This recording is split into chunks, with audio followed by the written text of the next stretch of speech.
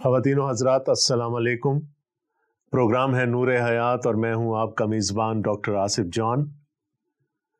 سلسلہ ہے مقدس یوحنا کے انجیلی بیان کے سلسلے وار تفسیری مطالعہ کا، اور ہم بالکل اس انجیلی بیان کے آخری حصہ میں آ چکے ہیں۔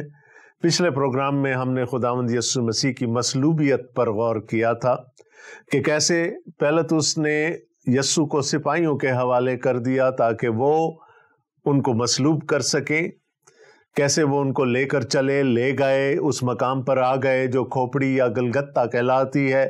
وہاں پر خداوند یسوع مسیح کو صلیب دے دی گئی، صلیب کے اوپر ایک کتابہ 3 زبانوں میں لگا دیا گیا، یسوع ناصری یہودیوں کا بادشاہ۔ اور پھر یوحنا نے ہماری توجہ اس کرتے کی طرف، اس خطان کی طرف دلوائی جو کہ بن صلہ سراسر بنا ہوا تھا، جو کہ شاید مریم نے اپنے بیٹے کے لیے بنا تھا، جو کہ کاہنوں کے لباس کا انڈر گارمنٹ یعنی زیر جامہ تھا، اور اس پر ہماری توجہ دلائی گئی۔ اور اس کرتے کے بیک ڈراپ میں خداوند یسوع مسیح نے اپنی ماں سے کہا، اے عورت دیکھ تیرا بیٹا یہ ہے، اور اپنے شاگرد سے کہا دیکھ تیری ماں یہ ہے۔ خداوند یسوع مسیح نے جاتے جاتے اپنی ماں کو اپنے اس شاگرد کے حوالے کر دیا جس سے وہ سب سے زیادہ محبت رکھتے تھے۔ لیکن میں نے آپ کو یہ بھی بتایا تھا کہ یسوع مسیح نے صلیب پر ایک نیا رشتہ قائم کر دیا۔ اگر عورت کو ہم کلیسیا کی علامت کے طور پر لے لیں، کلیسیا کے سمبل کے طور پر لے لیں، تو خداوند یسوع مسیح اپنی کلیسیا کی باغ ڈور اپنے شاگردوں کے، اپنے رسولوں کے حوالے کر کے چلے گئے۔ اور یہ اس لیے تھا کہ اب خداوند یسوع مسیح کے مشن کو کلیسیا نے آگے لے کر بڑھنا تھا۔ آج کہانی کو ہم وہیں سے شروع کریں گے جہاں پر ہم نے اس کو چھوڑا تھا۔ میری مراد ہے مقدس یوحنا کا انجیلی بیان، اس کا 19واں باب اور اس کی 28ویں آیت سے، اور میں کوشش کروں گا کہ ہم آج اس باب کے اختتام تک جا سکیں، یعنی 42ویں آیت تک۔ میں پورا حوالہ آپ کے سامنے نہیں پڑھ رہا چونکہ یہ ایک کہانی ہے، ہم اس کو ایک کہانی کے طور پر پڑھیں گے اور اس کے ساتھ ساتھ چلتے رہیں گے۔ انجیل مقدس میں لکھا ہے، اس کے بعد جب یسوع نے جان لیا کہ اب سب باتیں تمام ہوئیں تاکہ نوشتہ پورا ہو، تو کہا کہ میں پیاسا ہوں۔ دوستو، ابھی تک خداوند یسوع مسیح کی مصلوبیت کی کہانی جو ہم نے مقدس یوحنا کے انجیلی بیان میں پڑھی، اس میں آپ نے ایک بات پر غور ضرور کیا ہوگا کہ یوحنا ہمیں یسوع مسیح کے دکھوں کے بارے میں زیادہ نہیں بتاتا۔ یہ پہلی بات ہے جو وہ ہمیں بتا رہا ہے کہ یسوع مسیح نے کہا میں پیاسا ہوں، اور وہ اس لیے ہے کہ یوحنا اپنے انجیلی بیان کے شروع ہی سے ایک مقصد اپنے سامنے لے کر چل رہے ہیں، اور وہ ہمیں جلال دکھانا چاہتے ہیں، باپ کے اکلوتے کا جلال۔ ہم نے اس کی پیدائش میں اس کا جلال دیکھا، اس کی کنسیپشن میں اس کا جلال دیکھا، ہم نے اس کی خدمت میں اس کا جلال دیکھا، ہم نے اس کی تعلیم میں اس کا جلال دیکھا، ہم نے اس کے معجزات میں بھی اس کا جلال دیکھا، اور پھر ہم نے خداوند یسوع مسیح کی مصلوبیت میں بھی ان کا جلال دیکھا کہ کیسے تمام نوشتے پورے ہوتے چلے گئے۔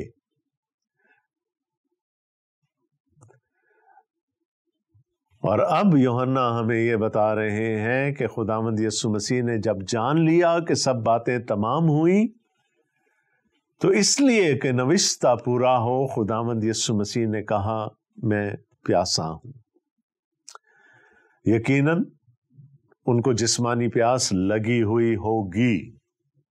ان کو 2 بار کوڑے لگ چکے ہیں، وہ اپنی صلیب اٹھا کر یروشلم سے گلگتہ کے مقام پر آئے ہیں، ان کو مصلوب کر دیا گیا ہے، بدن سے خون رس رہا ہے، ہائپوولیمک شاک ضرور ہوگا، اور ایسے میں پیاس کا لگنا کوئی اچنبھے کی بات نہیں ہے۔ اور شاید اسی لیے خداوند یسوع مسیح نے صلیب سے پکار کر کہا میں پیاسا ہوں۔ وہاں سرکے سے بھرا ہوا ایک برتن رکھا تھا، پس انہوں نے سرکے میں بھگوئے ہوئے اسپنج کو زوفے کی شاخ پر رکھ کر اس کے منہ سے لگایا۔ آپ کو یاد ہوگا کہ دوسرے اناجیلی بیانات میں ہم یہ پڑھتے ہیں کہ اس سے پہلے جب خداوند یسوع مسیح کو پت ملی میں پیش کی گئی تھی تو خداوند یسوع مسیح نے اس کو پینے سے انکار کر دیا تھا، لیکن اب خداوند یسوع مسیح کہہ رہے ہیں میں پیاسا ہوں، اور یوحنا ہمیں یہ بتاتے ہیں کہ انہوں نے کیوں یہ کہا کہ میں پیاسا ہوں، اور یوحنا کے بقول انہوں نے یہ اس لیے کہا کہ نوشتہ پورا ہو، پیریڈ، بات ختم ہو گئی۔ ہم اس کے ارد گرد ایک لمبی چوڑی کہانی بنا سکتے ہیں، لیکن خداوند یسوع مسیح نے یہ اس لیے کہا تاکہ نوشتہ پورا ہو۔ اس سے پہلے میں آپ کو بتا چکا ہوں، اس سے پہلے مقدس یوحنا کے انجیلی بیان میں جو صلیبی کلمہ ہم نے دیکھا تھا، خداوند یسوع مسیح نے صلیب پر سے ایک نئے معاشرہ کی بنیاد رکھ دی، اپنی کلیسیا کی بنیاد رکھ دی، اور اس کلیسیا کو اپنے شاگردوں کے حوالے کر دیا۔ اب ان کو یقین ہو گیا کہ ان کا کام ان کی موت کے ساتھ ختم نہیں ہونے والا، بلکہ کلیسیا کے وسیلے سے یہ جاری رہے گا۔ تو جب انہوں نے یہ جان لیا کہ اب یہ باتیں تو تمام ہو گئیں، جو میرا مقصد تھا آنے کا وہ ختم ہو گیا، تو انہوں نے کہا میں پیاسا ہوں۔ ان کو سرکہ پیش کیا گیا، زوفے کی شاخ پر اسپنج لگا کر ان کو وہ سرکہ چسایا گیا۔ اب زوفے کی شاخ آ گئی تو مجھے فسح کی رات یاد آ گئی، وہ بروں کا خون جن کی قربانی اس دن مصر میں ہوئی تھی، اس کو زوفے کی شاخ سے دروازے کی چوکھٹ پر لگایا جانا تھا۔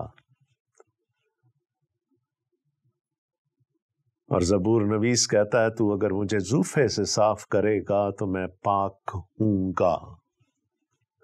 زوفے کی شاخ پر اسپنج لگا کر خداوند یسوع مسیح تک سرکہ پہنچایا گیا تاکہ ان کی تکلیف میں بھی تھوڑی سی کمی ہو سکے۔ جسمانی طور پر شدید پیاس کی حالت میں ہیں، لیکن پھر بھی نوشتہ پورا ہونے کے لیے کہہ رہے ہیں کہ میں پیاسا ہوں۔ دوسری طرف اپنے باپ کو یہ پیغام دینا چاہ رہے ہیں کہ جس کام کے لیے میں تجھ سے جدا ہوا تھا وہ مکمل ہو گیا ہے، اب دوری نہیں رہنی چاہیے، اب مجھے اپنے پاس بلا لے، میرے اندر تیرے پاس واپس آنے کی پیاس بڑھتی چلی جا رہی ہے۔ بس جب یسوع نے وہ سرکہ پیا تو کہا کہ تمام ہوا، اور سر جھکا کر جان دے دی۔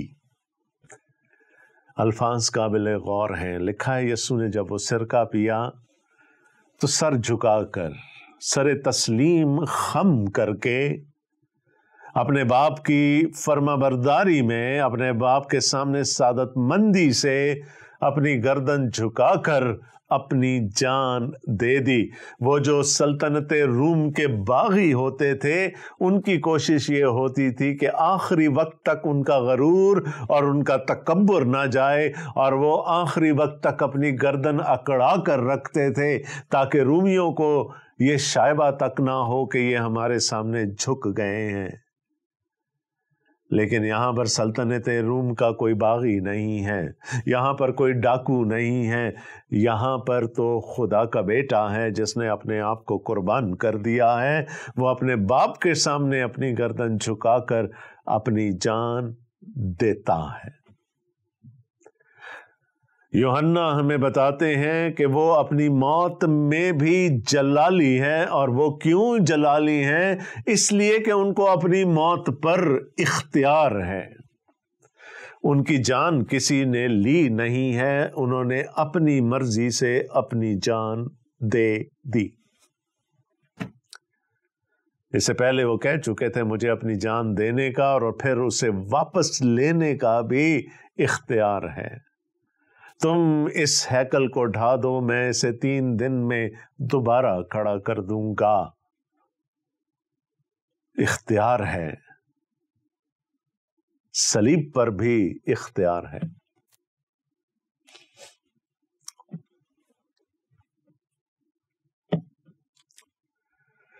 کیا تھا جو تمام ہو گیا؟ ہیکل میں صبح شام قربانیاں چڑھائی جاتی تھیں لوگوں کو ان کے گناہوں سے چھڑانے کے لیے۔ خداوند یسوع مسیح نے کہا وہ سارا سلسلہ تمام ہو گیا، اب ایک ایسی قربانی چڑھا دی گئی جس کی نظیر دنیا میں نہیں ملتی، جو مکمل ہے اور کافی ہے اور یکتا ہے۔ اس قربانی کے وسیلے سے اب اور جانور قربان کرنے کی ضرورت نہیں رہے گی۔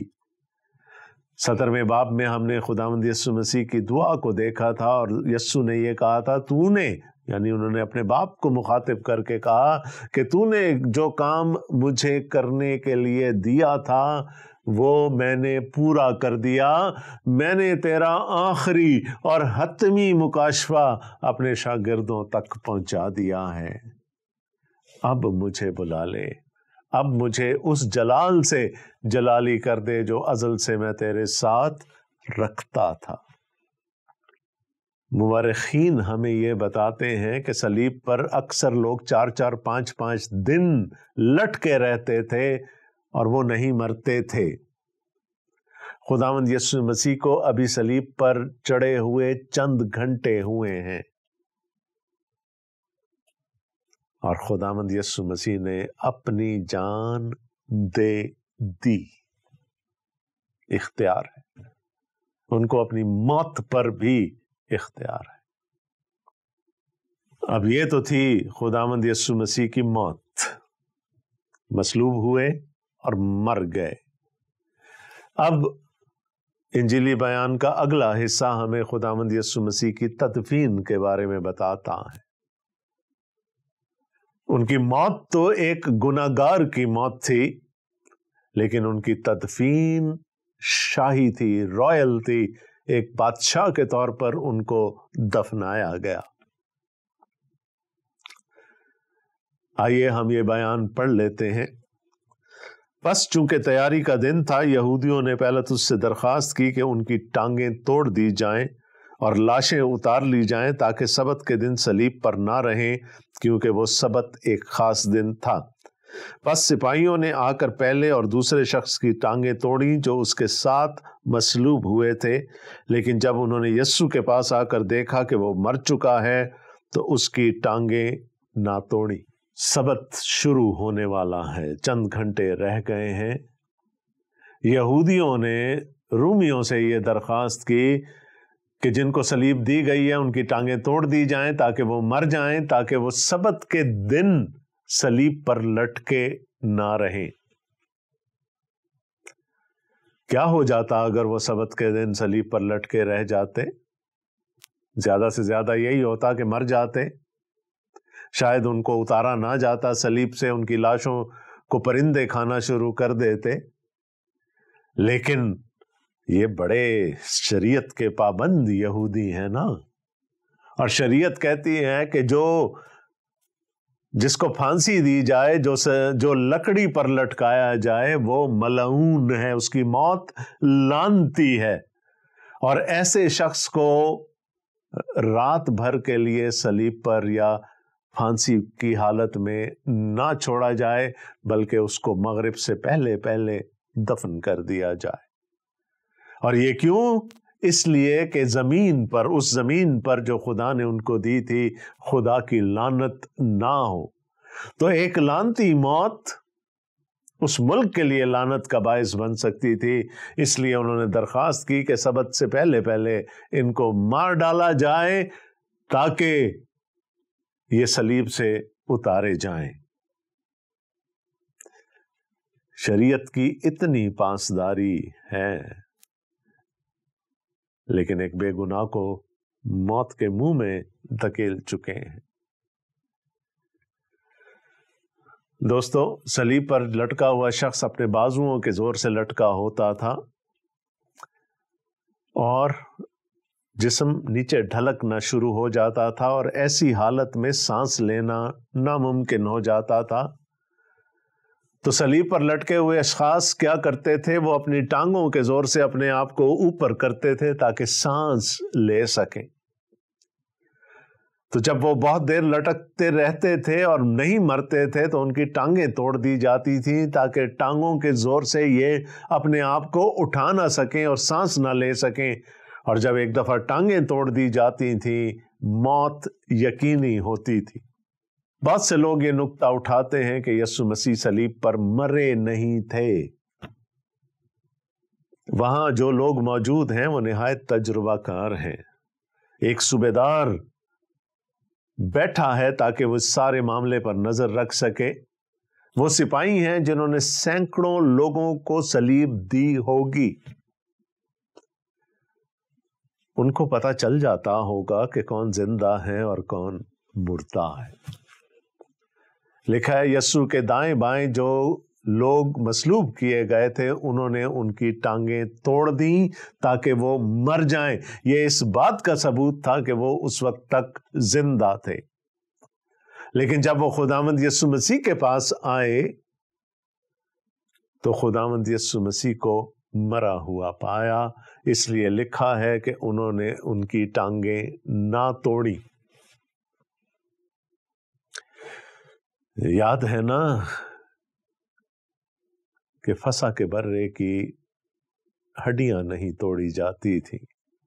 نوشتوں نے پورا ہونا ہے، پیش گوئیوں نے پورا ہونا ہے۔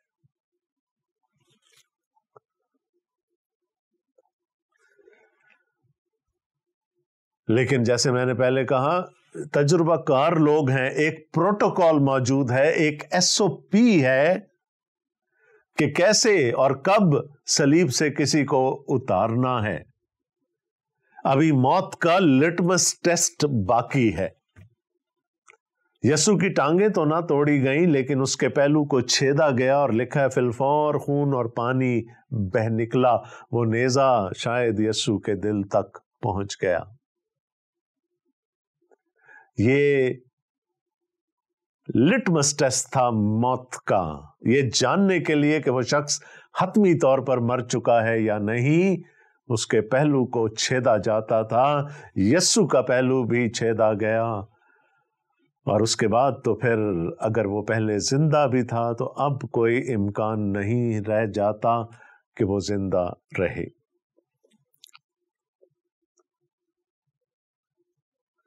یسوع اپنی موت میں بھی جلالی ہے۔ لکھا ہے جس نے یہ دیکھا ہے اسی نے گواہی دی ہے، اور اس کی گواہی سچی ہے، اور وہ جانتا ہے کہ سچ کہتا ہے تاکہ تم بھی ایمان لاؤ۔ یہ باتیں اس لیے ہوئیں کہ نوشتہ پورا ہو کہ اس کی کوئی ہڈی نہ توڑی جائے گی۔ پھر ایک اور نوشتہ کہتا ہے کہ جسے انہوں نے چھیدا اس پر نظر کریں گے۔ یوحنا ہمیں اپنی شخصی گواہی دے رہے ہیں، ایک عینی شاہد کی گواہی، اور اس پر یہ بھی بتا رہے ہیں کہ ہر بات میں نوشتے پورے ہو رہے ہیں۔ ایسا کچھ نہیں ہوا جو پہلے سے خداوند یسوع مسیح کی موت کے بارے میں لکھ نہ دیا گیا ہو یا بتا نہ دیا گیا ہو۔ اس صوبیدار کو بھی آگے جواب دینا تھا۔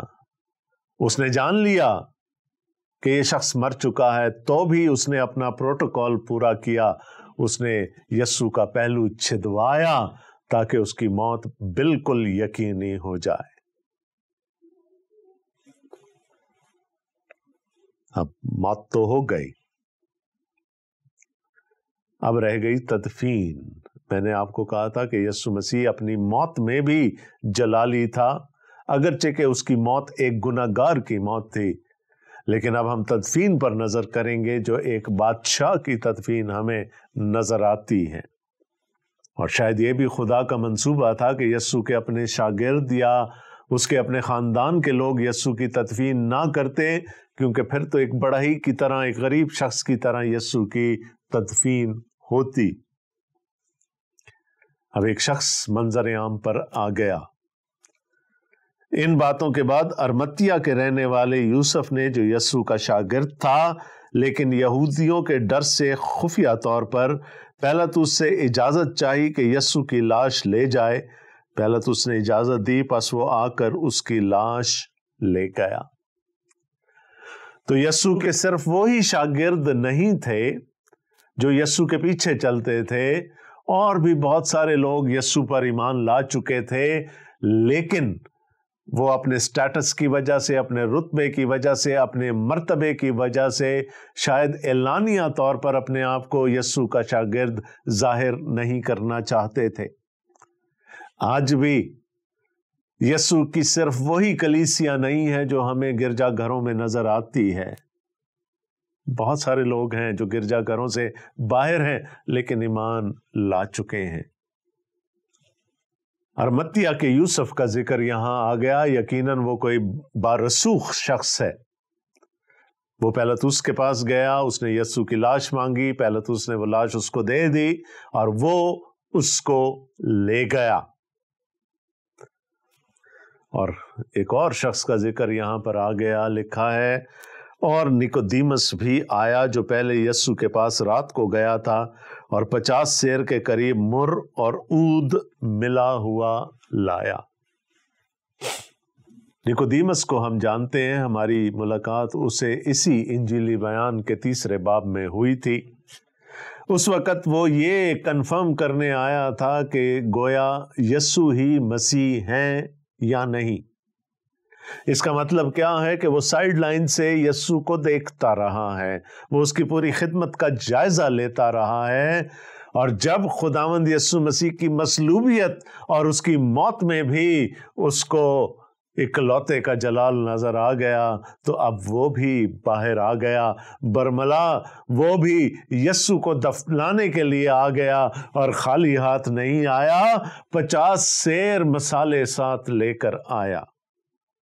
اس زمانے کی قبریں غار نما ہوتی تھیں، پہاڑیوں میں کھودی جاتی تھیں، اور ایک قبر میں ایک سے زیادہ مردے رکھے جاتے تھے۔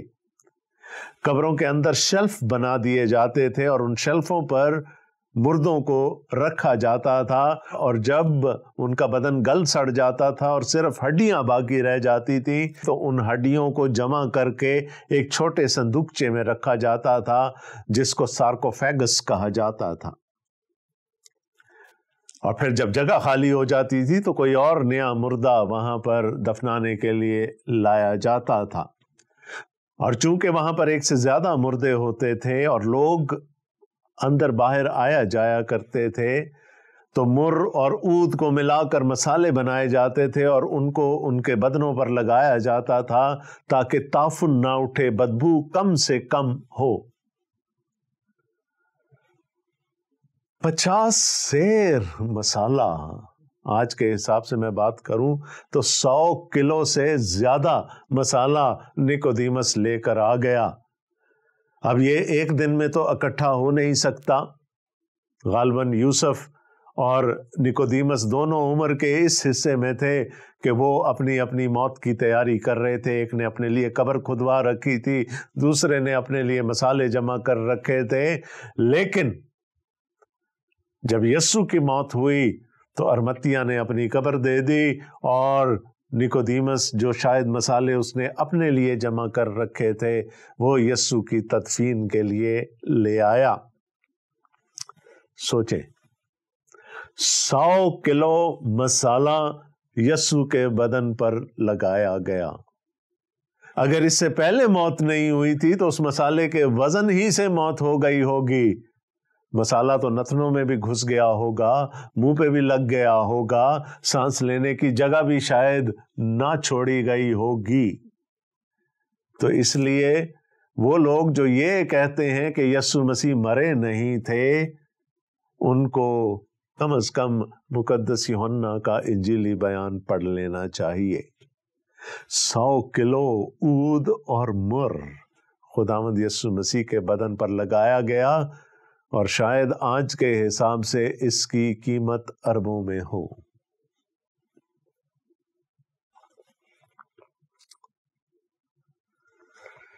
تو میں نے کہا کہ یسوع کی تدفین نہایت شاہانہ ہے۔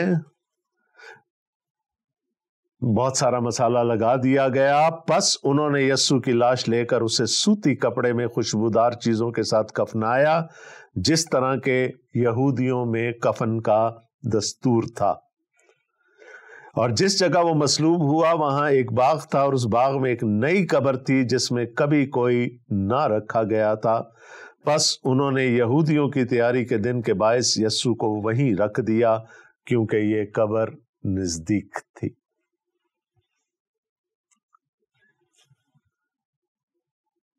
سوتی کپڑے میں کفنایا گیا، مسالے لگا دیے گئے، ایک ایسی قبر میں رکھ دیا گیا جہاں پر بدبو نام کی چیز ہی نہیں ہے، کیونکہ اس سے پہلے وہاں کسی مردے کو نہیں رکھا گیا۔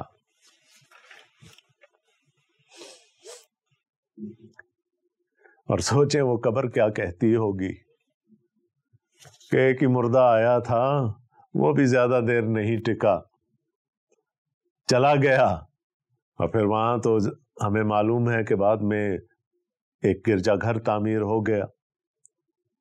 وہ جو اپنی موت میں گناہگار سمجھا گیا، اس کی تدفین نہایت شاہانہ طریقے سے ہوئی۔ یہودیوں کے دستور کے مطابق اس کو دفن کیا گیا، ایک نئی قبر میں دفن کیا گیا، اور وہ لوگ نکل کر سامنے آ گئے جو شاید ابھی تک اپنا ایمان دوسروں پر ظاہر کرنے سے ڈرتے تھے۔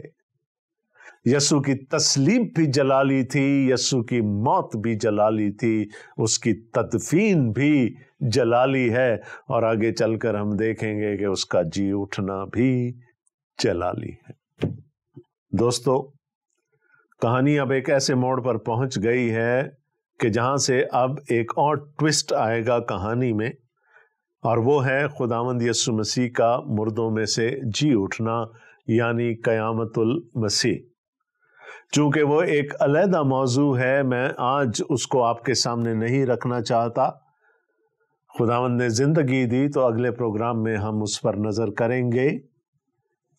یوحنا رسول اپنی انجیلی بیان کے مقصد کو بیان کرتے ہیں 20ویں باب کی 30ویں آیت میں، جہاں وہ یہ کہتے ہیں، اور یسوع نے اور بہت سے معجزے شاگردوں کے سامنے دکھائے جو اس کتاب میں لکھے نہیں گئے، لیکن یہ اس لیے لکھے گئے کہ تم ایمان لاؤ کہ یسوع ہی خدا کا بیٹا مسیح ہے، اور ایمان لا کر اس کے نام سے زندگی پاؤ۔ کہنے کو یہودی یہ سمجھ رہے تھے کہ یسوع کی کہانی ختم ہونے جا رہی ہے۔ رومی بھی یہ سمجھ رہے تھے کہ وہ یہودیوں کو خوش کر دیں گے اس شخص کو مصلوب کر کے، تو آئندہ کسی بغاوت کا امکان نہیں رہے گا۔ لیکن یوحنا ہمیں کچھ اور بتا رہے ہیں۔ وہ کہہ رہے ہیں کہ یہ ساری باتیں جو میں نے لکھی ہیں وہ اس لیے لکھی تاکہ تم ایمان لاؤ کہ یسوع ہی خدا کا بیٹا مسیح ہے، اور پھر اس کے نام سے زندگی پاؤ۔ آج کے پروگرام کے اختتام پر میری یہ دعا ہے کہ اگر ابھی تک آپ ایمان کے درجہ تک نہیں پہنچے ہیں تو خدا تعالیٰ آپ کو یہ توفیق عطا کرے کہ آپ یسوع پر ایمان لا سکیں کہ وہی خدا کا بیٹا مسیح ہے، اور ایمان لا کر آپ بھی اس کے نام سے بچ سکیں۔ آمین۔ آپ کا میزبان ڈاکٹر آصف جان اگلے پروگرام تک کے لیے آپ سے اجازت چاہتا ہے۔ خدا حافظ۔